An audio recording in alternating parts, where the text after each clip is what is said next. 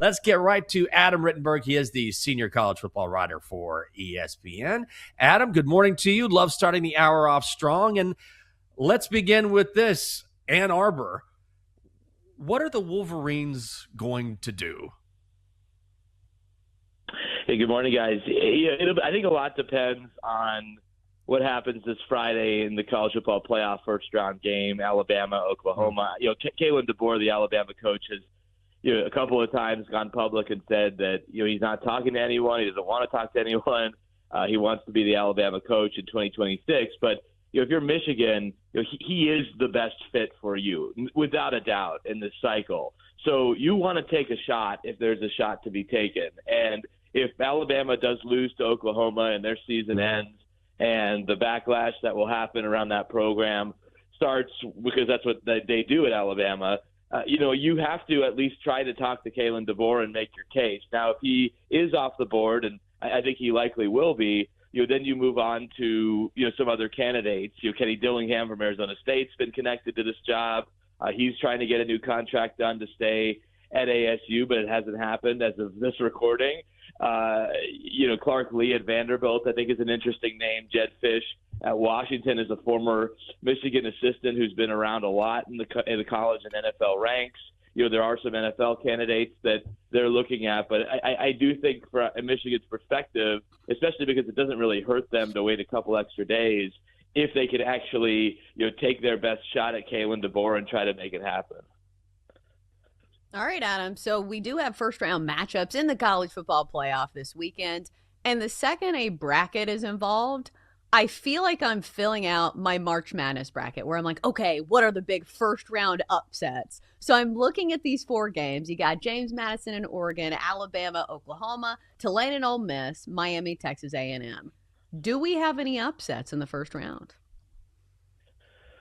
Well, I think it's going to be hard to see James Madison or Tulane winning, especially because Tulane's already been blown out by Ole Miss. I think John Summerall's team will play admirably at Oxford, but there's just some pretty big talent edge on both of those games. So I think the Miami A&M game certainly can go either way. I think Miami really benefits from that game being an 11 a.m. local kickoff as opposed to under the lights. And, Kyle Field's going to be great. 12th man is a 12th man, but you certainly would rather enter that building, in the late morning hours than in the evening. So I think Miami, which has gotten this new wind being part of the playoff, when it looked like it wasn't going to happen, I think they can go in there and win that game. And then I think Alabama-Oklahoma is very much a toss-up, even though Oklahoma is at home, even though Oklahoma has won the last two meetings, including,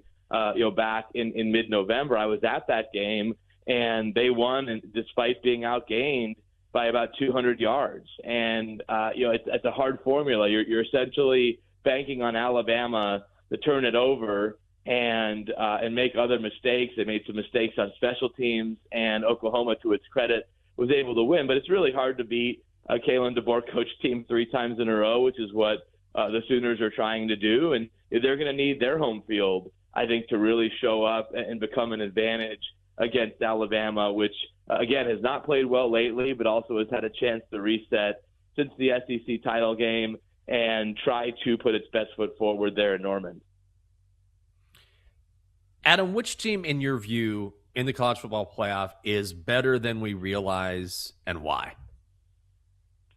Ooh, that's a good question. I don't know how many people have really watched Texas Tech this year and just how dynamic they are on the defensive side. I think their spending has gotten a lot of attention, and Cody Campbell and everything that's kind of gone on there. But how many people have actually watched what this defense can do? And it's going to be outstanding. You figure Oregon's going to beat James Madison unless there's a major letdown from Dan Lanning's team. And Oregon's another one. I think the game that I'm probably most excited for, guys, that could happen in the quarterfinals is Oregon and Texas Tech. These are two teams that take a lot of heat for how much they spend on their rosters because they're not, the longtime traditional blue bloods. These are two excellent football teams, especially Texas Tech on the defensive side, Oregon too. And Oregon is getting healthier at wide receiver. They've essentially gone through the season very limited at that position. And that's why they've been so reliant on Kenyon Sadiq and some of the tight ends and backs. But their receiver room is getting healthy at the right time ahead of possibly a matchup against Texas Tech in the Orange Bowl.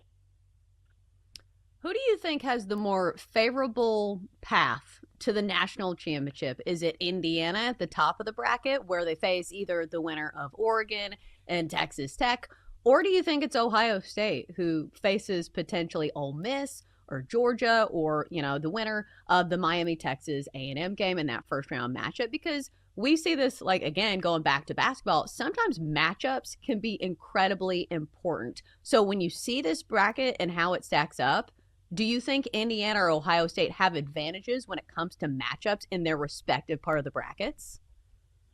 Yeah, it's definitely Indiana, and this is a statement that, again, you have to understand. This wasn't a statement we could make long ago, but whoever Indiana faces in the Rose Bowl, whether it's Alabama or Oklahoma, two of the winningest programs in college football history, Indiana is better than them. They are significantly better than them when they're playing at their best. And I know they lost the defensive lineman, unfortunately, after the Big Ten championship game. Unfortunately, got injured celebrating. But this Indiana team is there's not a real weakness on this entire roster, and they've been tested. So Indiana will face Alabama or Oklahoma at the Rose Bowl, and then if they advance, they would go against most likely Texas Tech. Or an Oregon team that they've already beaten by 10 on the road in Eugene. So it's not an easy path, but they don't have Georgia. And that's what Ohio State, likely will have in its way if Georgia is able to win its quarterfinal matchup. Georgia is playing at a very high level. It's a program that has a head coach that's used to playing for and winning national championships. They're very, very talented up and down their roster. I think their quarterback, Gunnar Stockton, doesn't get enough credit nationally, especially for how good he's been in the fourth quarter. So, it's hard to beat an Oregon team for a second time, but Indiana's already done it. I think Indiana is a more complete team than Texas Tech. They have a much better quarterback, in my opinion, with Fernando Mendoza, the Heisman Trophy winner. So, it's right there for Indiana, a team that was eliminated in the first round last year, to not just be part of this and be excited to be number one, but advance to the national championship game. Adam, let me ask you a little more about Indiana. And I've talked about on this show and talked to other people about the fact that this is one of the greatest stories in college football history when you consider their history and when you consider how absolutely putrid they were as a football program for so very long, for decades, for most of their history. Can you shed a little light and some perspective on that, having covered the game for so long? It's unbelievable. I mean, being there on the field afterward, they beat Ohio State. I mean, you couldn't have scripted it any better. To win in Indianapolis, 50 miles from your campus, to win a 1-versus-2 game where you're the two, and to be led by the first Heisman Trophy winner in team history in Fernando Mendoza, and a coach who has literally just changed everything since his arrival in late 2023 in Kurt Cignetti. You just don't see this in college football. It's not a Cinderella sport. It's a sport where the teams that have always won, that have the most resources to obtain players and the best coaches, they're the ones who are supposed to win. Whoever faces faces Indiana in the quarterfinal, like, that team is supposed to win. But Indiana is better than both of them. I mean, they may not play well enough to win the Rose Bowl, but anyone who's watched Indiana and Alabama and Oklahoma will say objectively that Indiana's a better team this year. They just are. And so it's not fluky. Last year was obviously the big shock because we never expected Indiana to be in the playoff. But to their credit, they brought everybody back pretty much, all their key players and assistant coaches. They added to their roster with better offensive linemen, with a better quarterback in Fernando Mendoza. Their existing players have gotten better. It's just a phenomenal story, and one that could truly be magical this year and lead them to a national championship.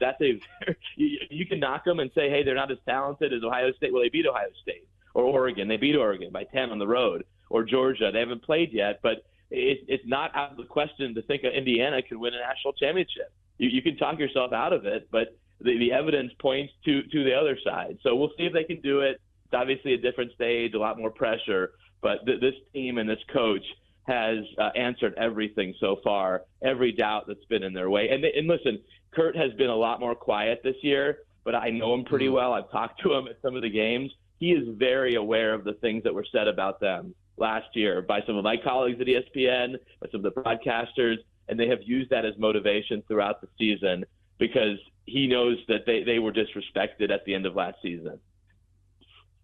All right, so we have a couple minutes left, and we haven't talked about Ole Miss yet, and it feels like so many cycles of media talk that we've already passed because college football is so chaotic. But I look at this game and I say to myself, okay, Lane Kiffin missing is a big part of their offense. Obviously, he's commanding a lot of money for a good reason, great offensive play caller. So they won't have him. But then you look at this team who I feel like will have the ultimate motivation of saying, okay, we need to prove a lot of people wrong here. What do you expect from Ole Miss in their first game in the college football playoff? Yeah, I think they're going to play well. They have a number of their assistants that have left with Lane Kiffin who are back for the college football playoff run, including Charlie Weiss Jr., who's their offensive coordinator and play caller. Defense doesn't really change because that was Pete Golding's deal, and now he's the head coach. I do wonder how he functions in that role, being front and center, being the center of attention. He wasn't doing a lot of media when he was the defensive coordinator, so it is a little bit more on his plate. But this is a really good team, and I love the attitude that Trinidad Chambliss, their starting quarterback, has displayed throughout this season. Coming in from Ferris State, a Division II program, and immediately becoming a leader on this team when he had the opportunity to start. They're very talented on the defensive side, despite losing a number of players to the NFL draft this past draft. Kewan Lacey, one of the best running backs in the country, Doak Walker Award finalist, leads the nation in rushing touchdowns. So it's a very complete team that is absolutely capable of advancing in the playoffs and maybe making a run even without Lane Kiffin. But it is an unprecedented situation in the college football postseason to not have your head coach and try to pick up the pieces after that. So it'll be a very interesting team to watch here going forward. He is the senior college football writer for ESPN. Follow him on X at ESPN Rittenberg. It is our friend Adam Rittenberg talking about the college football playoff. Adam, thank you so much for your time and your insight. We always appreciate it.